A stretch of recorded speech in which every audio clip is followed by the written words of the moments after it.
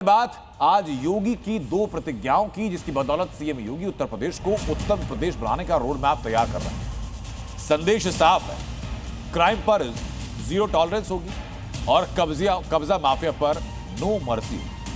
CM योगी ने पहली प्रतिज्ञा साल 2025 के आखिर में ली थी, यूपी को अपराध मुक्त बनाने की, जिसे पूरा करने के लिए प्रदेश में ऑपरेशन लंगड़ा जारी है और 2026 में ऑपरेशन और तेज हो चुका है और ज्यादा आक्रामक हो चुका है। दूसरी प्रतिज्ञा 2026 की शुरुआत में ली और वो है यूपी को कब्जा गैंग से मुक्त कराना। योगी ने जब से यूपी की कमान संभाली तभी से यूपी में भूमाफिया हो, कब्जा गैंग हो, उस पर प्रहार जारी है। लेकिन अब योगी सिर्फ इलाज नहीं बल्कि सर्जरी के मोड में है, यानी यूपी की सरकारी जमीन पर जहां भी कब्जा है वहां से एक एक इंच जमीन को खाली करवाया जाए। और इसी दूसरी प्रतिज्ञा को अंजाम तक पहुंचाने के लिए बुलडोजर ताबड़तोड़ एक्शन ले रहा है।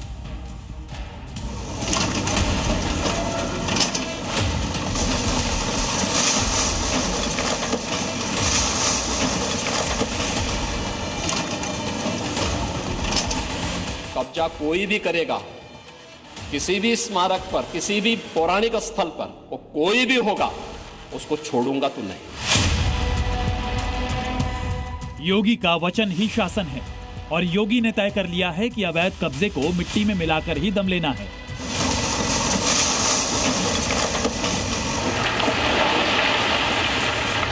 साल 2026 में योगी की दूसरी प्रतिज्ञा है सरकारी जमीन को कब्जा मुक्त करना और ऐसे दबंगों का पक्का इलाज करना जो अवैध अतिक्रमण के मास्टरमाइंड हैं। योगी ने साफ कर दिया है कि यूपी में अवैध कब्जा बर्दाश्त नहीं होगा।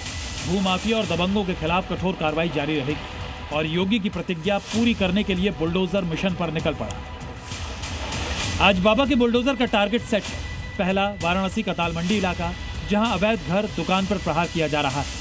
दूसरा देवरिया का अवैध मजार, जो 50 साल में सरकारी जमीन पर इंच इंच कब्जा कर बुलंद हो गया है। तीसरा संभल का सिरसी, जहां कब्जा गैंग ने सरकारी जमीन पर अपना आशियाना बना लिया था।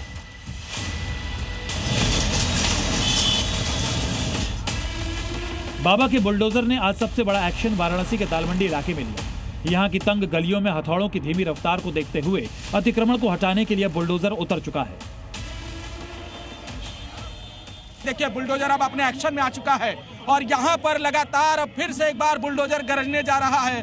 जो पीडब्ल्यूडी के अधिकारी आपको दिखाई देंगे, वहाँ पर देखिए बुलडोजर को डायरेक्ट कर रहे हैं और किस दिशा में बुलडोजर को कब चलाना है वो यहाँ पर कोशिश की जाएगी। और ये दिखाने की लगातार हम कोशिश कर रहे हैं कि जो बुलडोजर है वो किस तरह से अपना एक्ट कर रहा है और जो तोड़फोड़ की कार्रवाई है, जो ध्वस्तीकरण की कार्रवाई है, वो यहाँ पर आपको दिखाई देगी। काशी कॉरिडोर को आगे बढ़ाने के लिए दालमंडी इलाके का चौड़ीकरण किया जा रहा है और रास्ते में जो भी अवैध निर्माण आ रहा है बुलडोजर से उसका हिसाब किया जा रहा है। इसके तहत दालमंडी इलाके में 186 मकान पर एक्शन तय है।